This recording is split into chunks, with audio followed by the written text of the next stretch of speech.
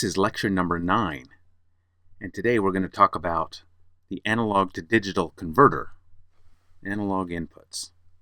So we've already talked a little bit about analog inputs. We're going to look in more detail about these particular devices.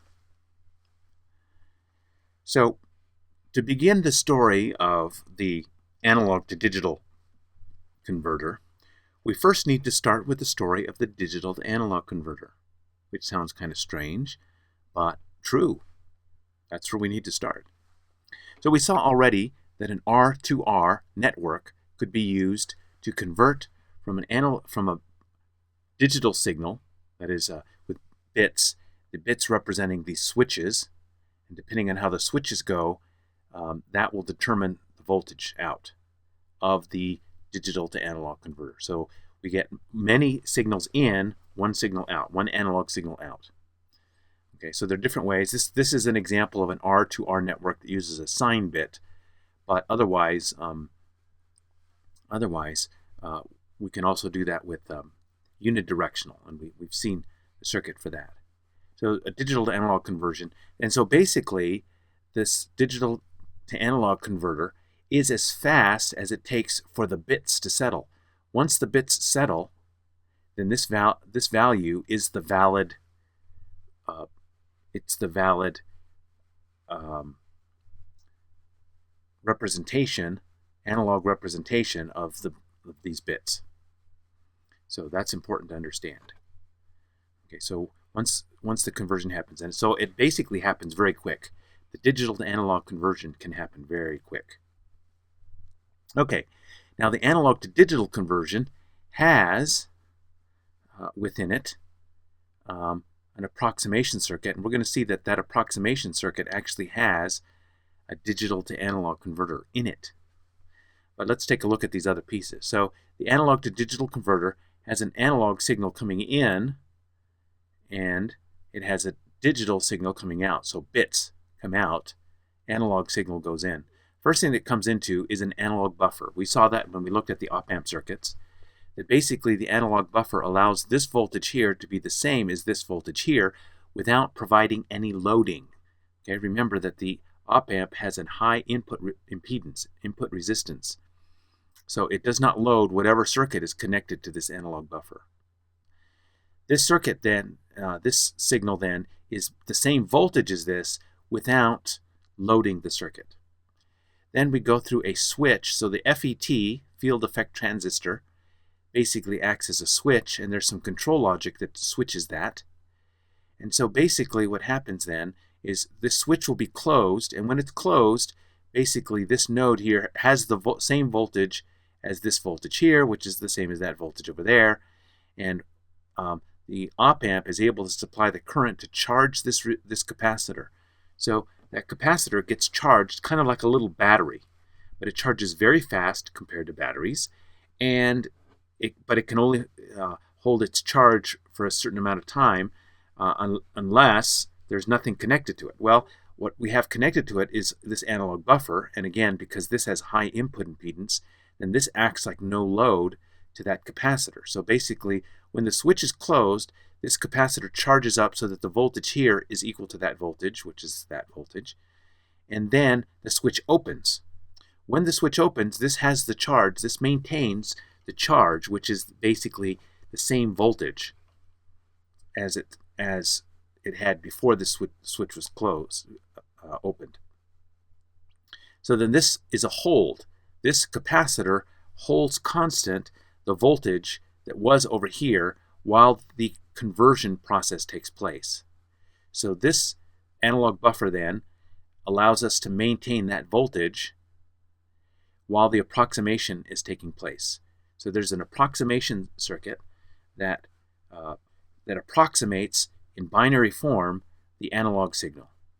And then we have a digital buffer. This digital buffer stores the bits while the approximation circuit can be preparing the next conversion. Okay, so basically it samples the analog input, charges the capacitor to hold the value, and then uses an approximation circuit. So what does that approximation circuit look like? So a very common type of analog to digital converter is what's called the successive approximation analog to digital converter. And this is an example of how a successive approximation analog to digital converter works. So it starts off with an unknown voltage here that we want to represent as a digital signal. Okay, so AN is the binary or the digital word or byte that corresponds to the this voltage. Okay, so basically we start with the reference voltage, and basically we want to get a reference voltage that matches that input voltage as close as possible to within 1 bit if possible. So what happens is, first of all, the reference voltage starts off at 0. That is, the analog input is 0. Then the voltage is compared. And so we have this relationship. The output voltage is 5 volts if this voltage is greater than this voltage, and it's 0 if this VR is greater than Vx. Okay, so we have that situation. And so basically this voltage V out is going to switch between 0 and 1. It's going to be a binary signal. The successive approximation logic uses that information to generate the next bit in the analog approximation. So it updates the next bit, the next significant bit. That word then, or that byte that is being generated then, is taken and put into a digital to analog converter. So there's the digital analog converter, which quickly converts to an analog voltage, and the whole thing starts over again. Okay, so this is the basic method that a successive approximation converter follows.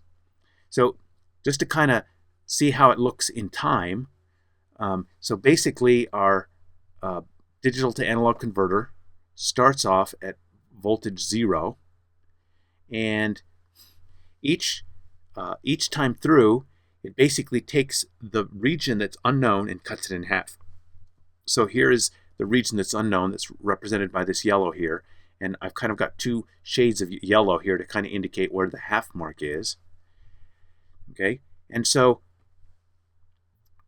if the reference voltage, in this case we're using 3.39 as an example for reference voltage, if the reference voltage is above the current voltage, then the first bit will be set, the most significant bit.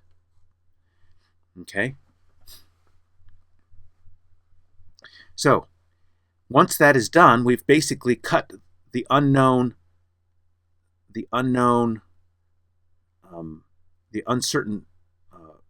value in half. The uncertainty has now been cut in half. Okay, so now we know that our voltage lies in this region of uncertainty. And so here is now our region of uncertainty, and we can see how that would be cut in half. Since Vx is above Vr, then we're going to choose as our next bit that value. Okay, that takes us up above, and that gives us the next bit. We went up, that gave us a bit 1. Now in this case, the value of our approximation is above the actual value instead of below. Our level of uncertainty now is this region, so we're going to cut that region in half, and we're going to pick this voltage. Okay, so notice that we've chosen another bit. Since this was above that, we choose the next bit as 0. Okay, and now it's back up above the unknown voltage is above our reference voltage, and again now we have this level of uncertainty, and so we would choose our next bit as to go again half the distance of the uncertainty, and in this case, since we went up, we choose the bit 1, and so forth. So here we've shown you the first 4 bits of this analog to digital conversion. So each time we go through, we cut the uncertainty of the digital value in half, and in the process we get closer and closer to the actual value, and each time through we get the next bit, the next significant bit in our digital value. So that's the process that goes through. So notice that for a 10-bit converter, I have to do this thing basically 10 times. In the Arduino, the analog to digital converter basically takes 13 clock cycles to complete. So it takes 10 clock cycles to do this kind of thing, and then it takes another couple cycles just to kind of get things set up and and all that. So 13 clock cycles altogether. And so that will depend, the speed of how fast this conversion can take place depends then on the clock that you use to clock the analog to digital converter. So quantization is another facet of analog to digital converter. So in this case, we have, for a 10-bit converter, we have 2 to the 10 possible values. That's 1028 values that can be represented. Okay, so for an analog voltage, these blue lines are the points at which we're taking a sample. So this is not uniform spaced sampling. This is now sampling that is more, how should we say, on demand. And we'll see what that means in just a little bit. So here we're going to take the values on demand. So each time we do a conversion, we choose the closest binary. So notice that each of these values corresponds with a value, a binary value. And the analog to digital converter can only take on one of the binary values. It can't go in between those values, okay, because that would correspond to like a half a bit, and we don't have half bits. Okay, so sometimes the approximation is quite a bit off. So for example, this thing is going up and then it's going down, but notice that while the actual signal is going down, it looks like the analog to digital conversion signal is going up, and so the two don't track perfectly. Also, I only get, so here I have quite a bit of error between the red, which is the actual, and the green, which is the approximation. Okay, so this is an example of a conversion, and the quantization means I can only choose one of these values with these blue-green lines. I can't get anything in between the lines. Okay, so that's what so that's another facet of analog to digital conversion, and that's the fact that we have now taken an interval 0 to 5 volts. So in any interval, you know from mathematics that in any interval there are an infinite number of values in that interval. Well, basically what we're doing when we use, for example, 10-bit analog to digital converter is we've now broken up that infinite number of values, and we're only now going to use 2 to the 10 values. So that's a finite number. Okay, so that's the quantization story. Okay, here is a block diagram of the overall analog to digital converter situation, and this diagram is really helpful because it actually shows some of the important registers and stuff and how they actually connect with one another. So the analog to digital converter has 6 channels, 6 external channels. It's multiplexed, single-ended, plus or minus 2 least significant bit accuracy, 13 clock cycles for the conversion, and it can handle anywhere from 0 to 5 volts in that range. Let's zoom in a little bit on this diagram just to get a little bit bigger perspective. So let's see what's going on here. Well, first of all, down here, these are where our input sources are. In other words, we can convert analog to digital channel 0 all the way up to analog to digital channel 7. Wait a minute, where does that come from? Well, it turns out that we can't actually use these two guys here. Okay, so well, anyway, I'll get to that in just a little bit. But there's some other stuff. These all go into a multiplexer. So a MUX stands for multiplexer. Multiplexer means you have many coming in and one going out. So it's like a switch that switches between all the different possibilities, but only one goes out. Okay, and so this line here, this MUX decoder, is what does the selecting. Okay, so when you do an analog to digital conversion, it only does one. So even though you have, for example, a number of things that could be converted, only one gets converted at a time. Okay, so you cannot simultaneously sample this value and this value. You have to sample one first and then the other. Okay, you can't sample them both at the same time. All right, so once it comes out of the MUX, it goes into a comparator. And so this is the analog to digital conversion logic that I showed earlier. So notice that it uses a 10-bit digital to analog converter. Okay, so the analog to digital converter uses a digital to analog converter. Surprise, surprise. And here's the successive approximation logic associated with that. Let's look in further detail at some of these parts. First of all, what are the sources that we can work with? Well, these are all the sources we can work with. So notice that only these channels, A to D channels 0 through 5, actually have pins on the ATMEGA. So even though theoretically you could use channel 6 and 7, practically you can't get to them. So they're basically not used. There's also something called a band gap reference, which is related to how the circuit works. That's a basic parameter of a circuit. You'll probably never ever use that. And then there's also a built-in temperature sensor on the ATMEGA 328. The ATMEGA 328 could be used actually as a digital thermometer. It's not that great as a digital thermometer, primarily because it's sitting next to something that can get hot, which is the microprocessor. The microprocessor can get warm depending on how much usage it's getting. So it's really, as a temperature sensor, it's really a sensor of how the processor is doing. So if you for some reason had concerns that you were overloading the processor, then you could use the temperature sensor as a gauge for what the processor is doing. Okay, so all of those are all the things that go into the MUX. Okay, and then the output from the multiplexer goes into the comparator. So in the comparator, then we have this signal coming in from the analog to digital multiplexer. Okay, this signal right here comes into the comparator, and then here we have our conversion logic. So now in doing the conversion, the example that we saw assumed that our voltage range is from 0 to 5 volts. Well, that may or may not be the case depending on what we're needing to work with. Okay, so there are other options besides that. Okay, so one option is this thing called AREF.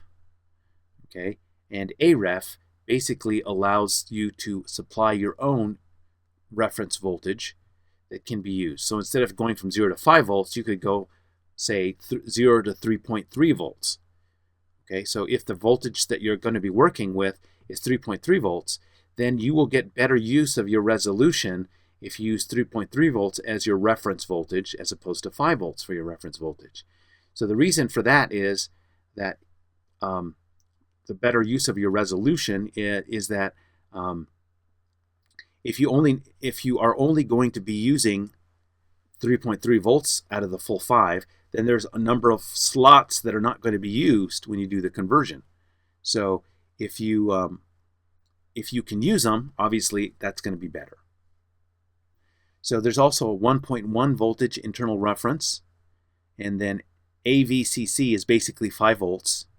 And so you have different references that can be used for the reference voltage in the analog to digital conversion process. Okay, so that this goes into the conversion logic, and then we'll see what else is going on here.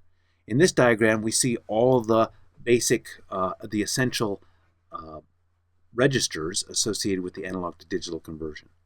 So the first one we come to is the ADMUX, analog to digital multiplexer. And notice that this is a register. It's connected to the data bus. This register then has bits associated with it. Here are all the bits. We're going to talk about what all those bits mean in a little bit. So we have the refs voltage pins. We have the ADLAR. We'll talk about what that means in a little bit. And then the MUX. So the MUX we saw goes into the MUX decoder. The MUX decoder goes into the multiplexer. Okay, so these pins then specify which of the sources is going to be selected. You know, analog to digital channel 0, analog to digital channel 1, or whatever. Here is the ADC control and status register, ADCSRA. And again, number of bits associated with that. And then over here, we have the analog to digital data register. So this is actually a 16-bit from 0 to 15 bits, 16-bit register that has a high byte and a low byte. Okay, and so the data is put into, so because it's 10-bit analog to digital conversion, that means you have 8 bits, and then you have 2 more bits, and so somehow you have to squeeze those into the system. So that requires 2 bytes basically. Well, more than 1 byte, which basically means since everything is done in bytes, then since it's more than 1 byte, then it has to be 2 bytes. Okay, so let's look at these registers and what's in them. So again, the red corresponds to the fact that these named values are predefined in the Arduino IDE. Okay, so the refs, we're going to see that in just a little bit. These are what are used to select our reference voltage, and we'll see what that is in just a moment. The ADLAR is used to determine how the high byte and the low byte of the reading value, the value that you read for the analog to digital converter. Remember, those 2 bytes, how the data is put into those 2 bytes. So there are 2 options. One is that it's right justified. The other is that it's left justified. Okay, so left justified means that all the bits are squeezed over to the left, which means the first byte, the high byte, is actually the most significant byte, and then you have the last 2 least significant bits in the low byte. So that's one way of representing it. So one of the nice things about that representation is if you only need 8 bits of resolution, then you can just look at the high byte and ignore the low byte. Okay, so that's one thing that could be done. And so you don't have to read both high byte and low byte. You can just read the high byte. That's good. The other way to represent it is to have it right justified, in which case you have the low byte and then the 2 bits in the high byte. Okay, so this is actually the standard way of working with it, and the reason why it's good to use it that way is because when you want to actually read all 10 bytes and use them, it's actually easier to read the high byte, shift that over 8, and then read the low byte, and then OR them together and to form the overall integer value that you're getting. Okay, so that's ADLAR. ADLAR determines whether it's right adjusted or left adjusted. Okay, so by default it's right adjusted. And then you have the 4 MUX values, and these will specify which signal we're converting. So let's take a look at the refs. First, we look at the refs value. So these are the reference voltages, and you have 4 options, actually only 3 options, and we've seen those. The analog reference, which is an external signal. Okay, so that's the external voltage. So for example, if you wanted to use 3.3 volts, you could stick in a signal that would be read in through a ref to do the conversion. 01 AVCC. This is the 5-volt reference voltage. So and this is the default, or this is the one that's most commonly used, since it's readily available there, and it uses the full range of the analog to digital conversion. This one is reserved, and then this one is the 1.1 volt reference. So this provides a 1.1 volt. So those are the options for the reference voltage. Now the other part of the multiplexer chooses which analog to digital channel we're going to be reading. So analog to digital channel 0 all the way up to 5. Notice theoretically it could read 6 and 7, even though there's nothing you can actually connect up to there, so there's really no sense in using those guys. This one, the 8th one, is actually that temperature sensor. So again, that's a built-in temperature sensor that could be read through the analog to digital conversion, and you select it using the ADMUX. These are the values that you put in. These values on the ADMUX don't do anything, and this gives you the 1.1 voltage as a reference, and this gives you ground as a reference. Why you would want to do a conversion for those, I don't know, but it'll allow you to do it. So basically, really, the ones that you would ever probably use are channels analog to digital channels 0 through 5 and the temperature sensor. Those are the only ones you'd really use. So those are the codes needed, and those values would go then into the ADMUX register, and you would write that as a register. Okay, in terms of the analog to digital conversion, there are basically 3 modes that we would use. Okay, three modes. The first mode is a single conversion mode. Okay, so I think of that as being analog to digital conversion on demand. Okay, on demand. So you want a value, you want to read a value, you just reach out and you just go out and get that. You initiate a conversion. When the conversion is done, you grab the value. Okay, and so you only do that when you need it. Then there is a free running mode in which the conversion is occurring continuously. So it does a conversion. When it's done, it does the next conversion, and then the next conversion, and so on. Okay, and so that's the free running. And then finally, there is what I call the clocked conversion, where the conversion occurs periodically. And in this case, this version, so the user's manual for the ATMEGA 328 basically lumps these two together. But I call them different things because in this one requires an interrupt service routine, whereas this one, the way I think of it, does not require an interrupt service routine. So we're not going to talk about interrupt service routines yet, and so we'll reserve this one for later, but we will talk about this one in more detail. Okay, so the control and status register for register A, these are the bytes, bits associated with it. Okay, and again, these all have names that are predefined. Okay, so ADN, okay, ADSC, ADAT, ADIF, ADIE, and so forth. So these are the things, and these things, the way that these acronyms don't really mean much to you. So let's spell out what these acronyms stand for. AD, analog to digital enable. Okay, so this pin must be set in order to enable the analog to digital conversion. So basically, the reason it gives us this is like a switch to turn this part of the circuit on. Okay, so if this part is off, basically you're going to be using less power. So it's kind of an energy saving feature to have this on. So if you want to do any analog to digital conversions, one of the first things you need to do is make sure you enable the analog to digital conversion. Okay. I'm going to talk about this one in just a moment. Analog to digital auto trigger enable. Okay, so we saw that there were the 3 modes, one of the modes being free running, another being clocked. Well, those two, in both of those cases, we have what's called an auto trigger going on. So we need to trigger the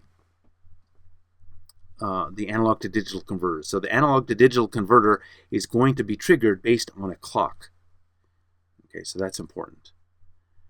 A couple of these bits, ADIF and ADIE, are associated with interrupts. I'm not going to talk about those right now. And then we have these prescaler bits, okay, analog to digital prescaler bits. Okay, and so the prescaler bits give you a clock divisor given by this formula. We'll talk about that in just a little bit. Finally, we're going to talk about this one, analog to digital start conversion.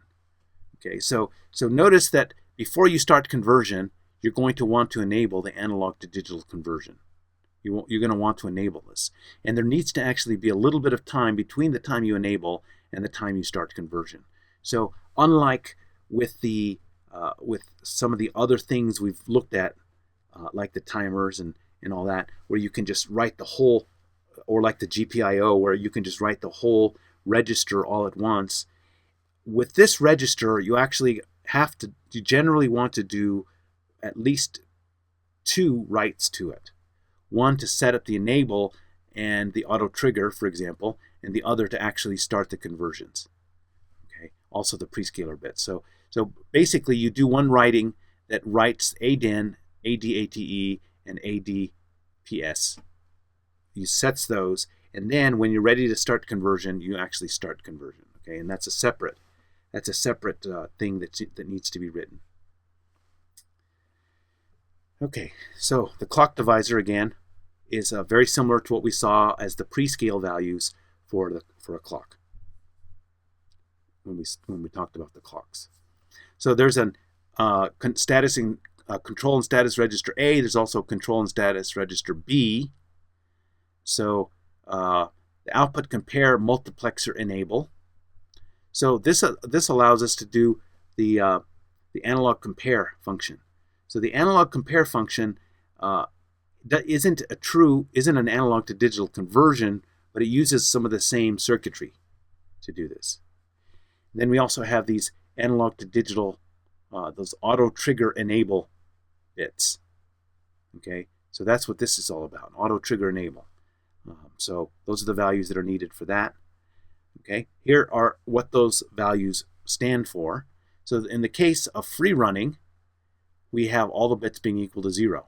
If we're going to use the analog comparator, then we need to have it set here. If we're going to use an external interrupt, we need that.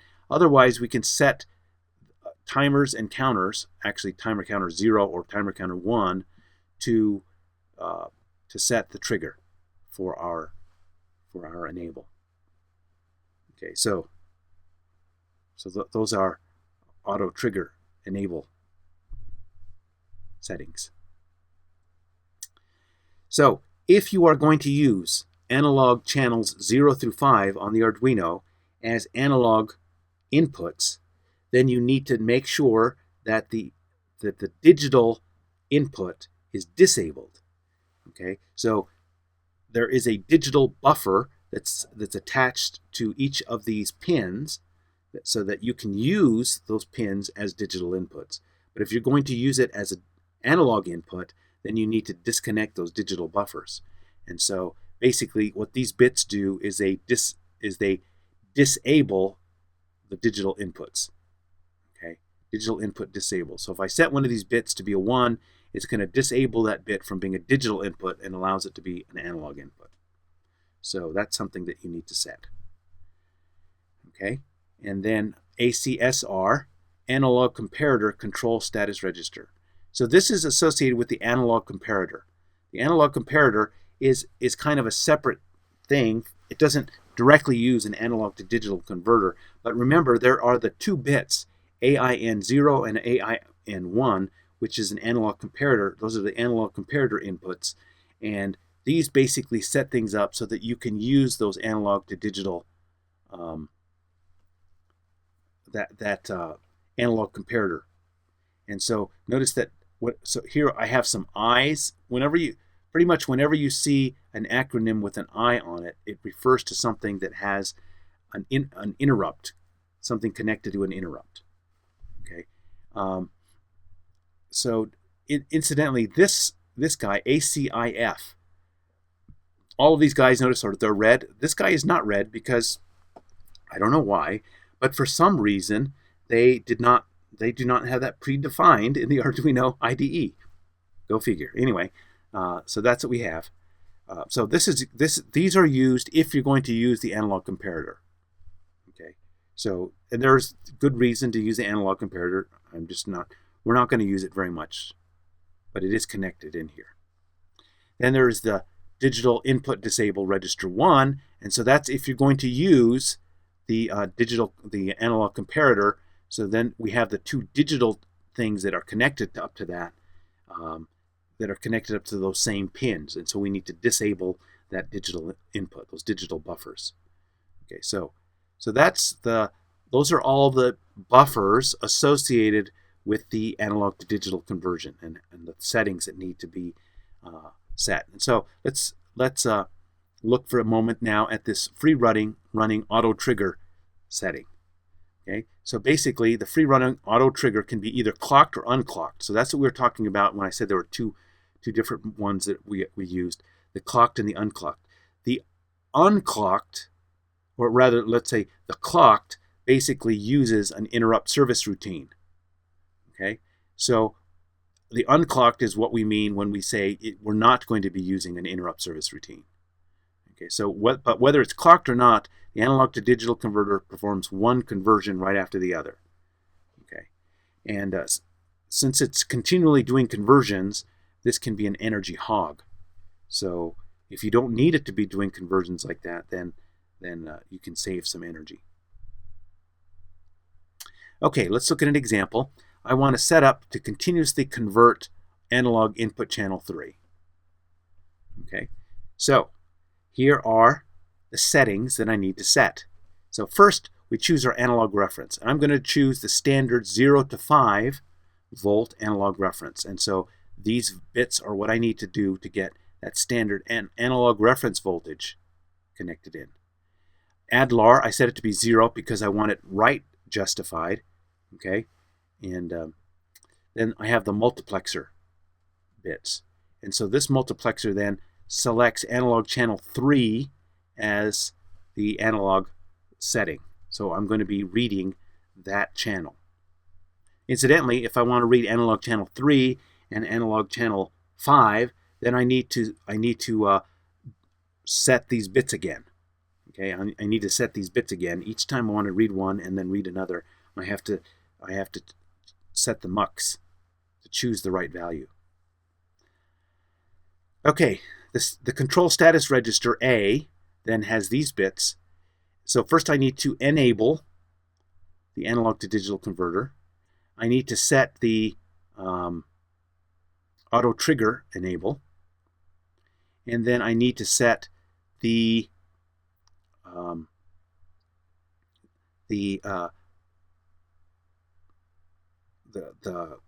prescale value. So again, the prescaler is what we divide by, and here I'm setting it to be these values.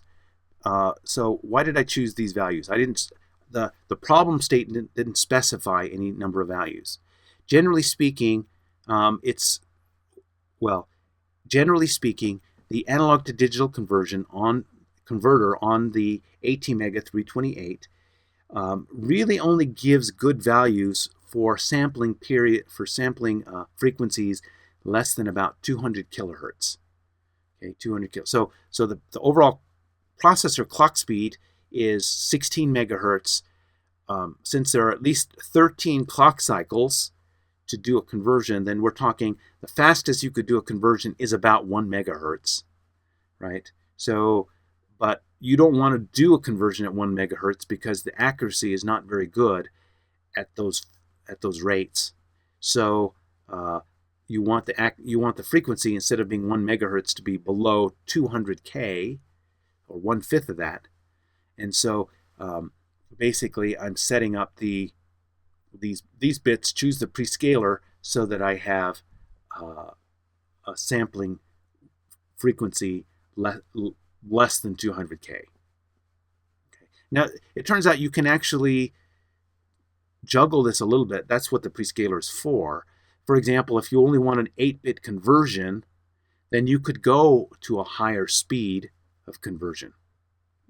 Okay, and so you would lose some of the accuracy, but if you're already throwing away those lowest 2 bits anyway, then you can actually still do well. So it does give you some room to play. Okay, now the start conversion. Notice that I have 2 values, 0 and 1. That is, initially when I set these values, I'm going to set them, and then when I want to start the conversion, I will change this bit. Okay, so it's a little bit different than some of the things we've been doing before. In our problem, we're not asked to use the analog comparator, and so we can just leave these guys as they are in their normal state. And then I need to disconnect the digital input on channel 3, since that's the channel that I'm working with. Okay, so I need to set it. So I need to set this value here in the multiplexer to select which value I'm going to convert. Okay, and then I need to select this value here to disconnect the digital input. Okay, so notice that if I'm going to be using 2 values that I'm going to be sampling, if I'm going to be sampling 3 and 5, for example, then I could set 3 and 5 at the same time, and I won't need to change that. I can just leave it that way. But in reading from one to the next, each time I'm going to switch from one to the other, I have to switch the multiplexed value.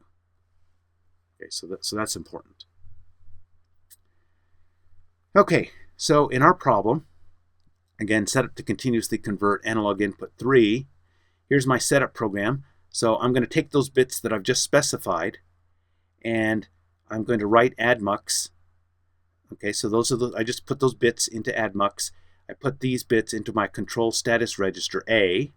Notice that I set this bit equals 0. That's the start conversion bit. I've left it 0. Okay. The analog to digital converter status register B. Notice that since we're not using the analog reference, the comparator, then I could just leave those values at 0, and I can enter it this way as hex. Digital input disable register. So that's where I'm disabling. Actually, there should be another 0 over here. I'm missing one a bit. There should be another 0 there. And then finally, I'm going to OR the ADCSRA with this in order to start the conversion. So this now sets this bit. Okay, it sets that bit, and that starts the conversion. So that's what happens in the setup routine. Okay, then when we go to the loop routine, where we're actually reading the values, okay, so I define these integer values, high byte, low byte, and value. And so I'm going to, so notice that because we have set the analog to digital converter to free running, then it's just going to be doing one conversion after the other. So in this loop, I'm going to be grabbing the high byte, the low byte, and then putting them together this way to form the overall value, okay, the 10-bit value. Okay. Notice that when we do the reading, you have to be careful, because when you do the reading, you have to read the high byte first before you read the low byte. If you read the low byte first, it will clear the value. Okay, it will clear the value because, in other words, that's setting you up to prepare for the next analog to digital conversion. So it expects that when you read this, you only get one shot at reading it. When you read that low one, it clears these values. So you need to read this one first and then that one, and then we can put them together. And this is how we put them together. So notice what this is saying. I'm going to take this high byte, I'm going to shift it over 8. Okay, so I take the high byte, I'm going to shift it over 8, and then I'm going to OR it with the low byte. And that is going to put this all together into this 10-bit number. So that is an example of using the free running capability of the analog to digital converter. We'll come back and look at this analog to digital converter again when we look at interrupts, but for now we're just going to look at this free running example. So a number of things that are going on here that are things that we can change. Not many as useful perhaps as some of the other things we've looked at, like the timers and counters, where there are a lot of features in the timers and counters that were not available through the standard Arduino IDE. But here again, we still have the same capability to adjust all of these kinds of things.